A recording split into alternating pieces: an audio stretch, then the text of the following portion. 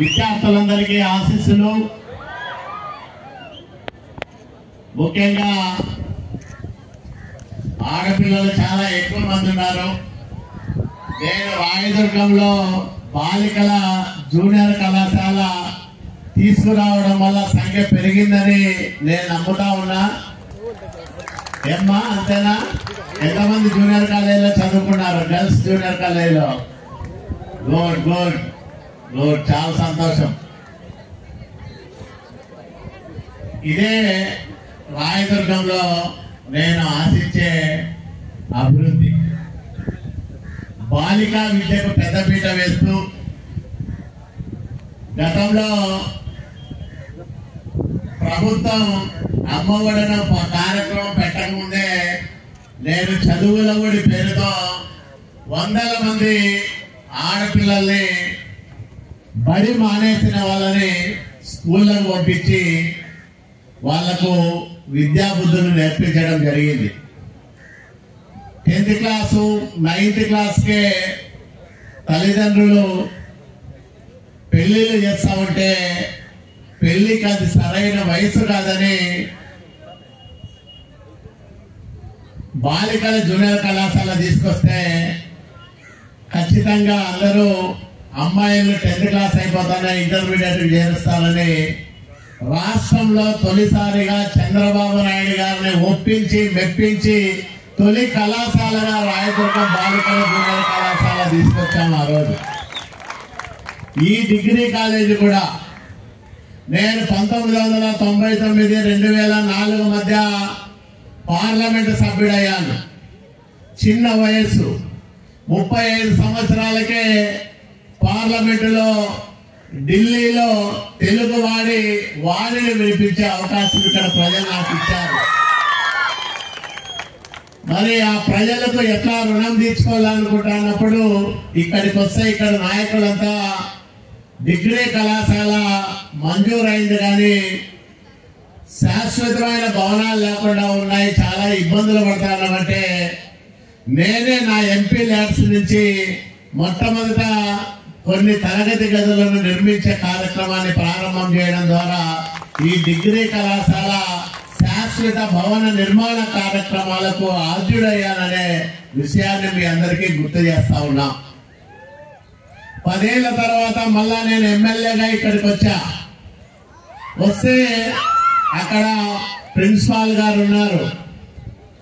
ఆమె సార్ ఇప్పుడు న్యాక్ ఇన్స్పెక్షన్ ఉంది కానీ కళాశాలలో న్యాక్ అక్రిడిటేషన్ సంబంధించిన సౌకర్యాలు తక్కువగా ఉన్నాయి.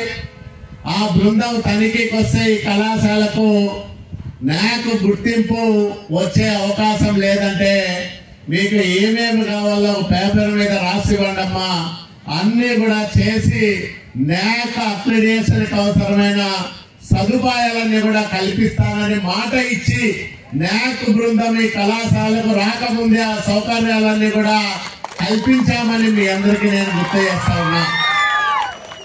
ఎందుకంటే ఒక కాలేజీని బతికిస్తే, ఒక కాలేజీని అభివృద్ధి చేస్తే వేల కుటుంబాలు, అందులోనూ గ్రామీణ ప్రాంతాలకు సంబంధించిన నిరుపేద విద్యార్థులు ఇక్కడ విద్యార్జన చేసి వాళ్ళ జీవితాల్లో వాళ్ళు రాణించేదానికి అవకాశం ఏర్పడతారు.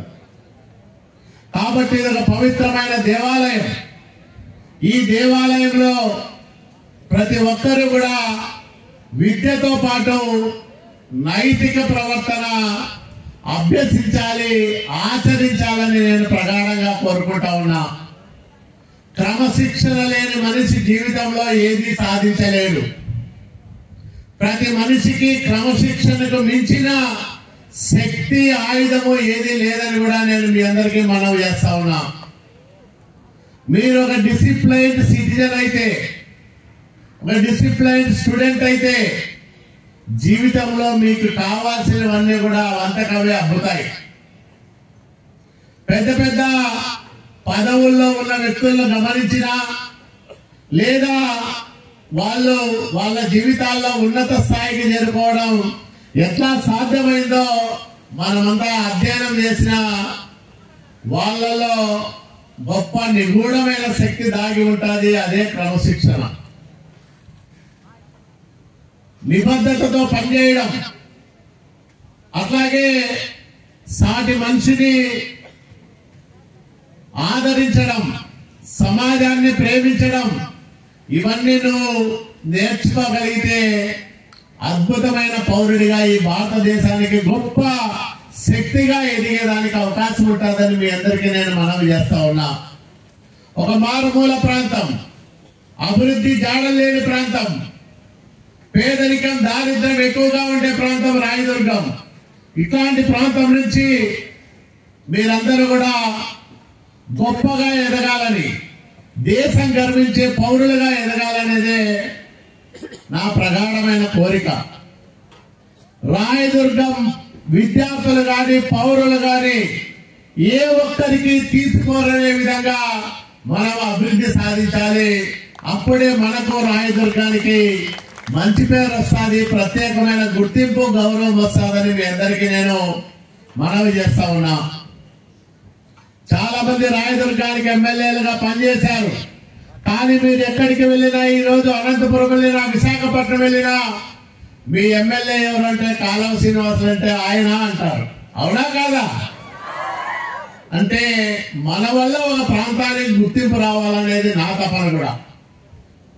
ఎక్కడికి పోయినా మా ప్రాంతం రాయదుర్గం, మేము ఫలానా ప్రాంతం నుంచి వచ్చామంటే మీకు కూడా గుర్తింపు గౌరవం పెరగాల. ఇప్పుడు నేను పార్లమెంట్ సభ్యుడిగా ఉండేవాడిని, అనేక దేశాలు తిరిగాం.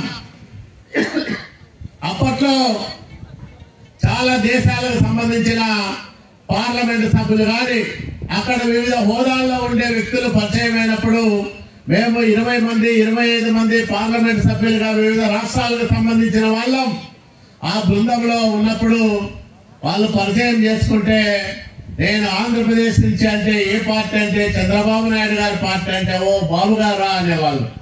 అంటే ఆయనకు ప్రపంచవ్యాప్తంగా చంద్రబాబు నాయుడు గారికి ఉన్న పేరు ప్రఖ్యాతులు నా గౌరవాన్ని ఆ డెలిగేషన్ లో పెంచేటివి. నా నాయకుడు ఫలానా వ్యక్తి అని చెప్పుకోవడానికి గర్వంగా ఉండే విధంగా మేమున్నాం. ఈ రాయదుర్గానికి ఎమ్మెల్యే మా ఫలానా ఎమ్మెల్యే అని చెప్పుకునే విధంగా మీకు ఆ కీర్తిని తెచ్చేదానికి నిర్విరామంగా నేను ప్రయత్నం చేస్తానని మీ అందరికీ నేను మాట ఇస్తా ఉన్నా. ఈ కళాశాల అన్ని రకాలుగా అభివృద్ధి చెందడానికి, ఇంకా ఇంకా మెరుగైన సౌకర్యాలు పొందడానికి నేను శాయశక్తులా పని చేస్తానని మీ అందరికీ మాట ఇస్తా ఉన్నా.